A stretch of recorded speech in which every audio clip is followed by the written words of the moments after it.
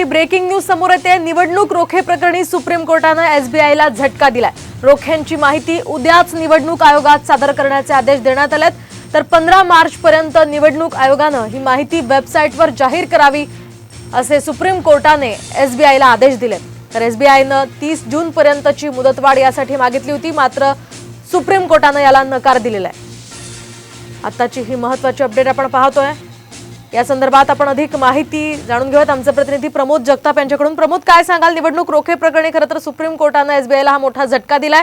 काय अधिकचे अपडेट्स या संदर्भात मिळतात?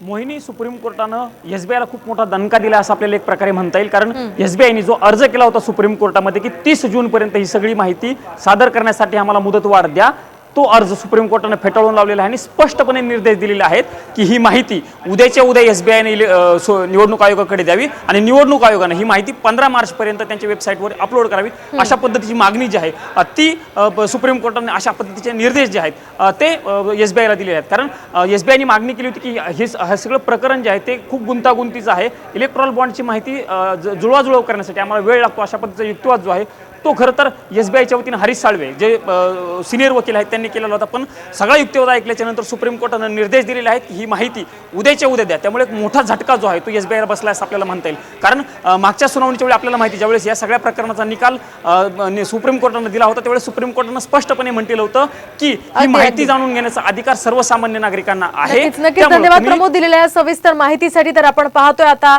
पुढे एसबीआय यावर काय किती वेळापर्यंत ही माहिती वेबसाईटवर टाकतं ते पाहणं अतिशय महत्त्वाचं असणार आहे।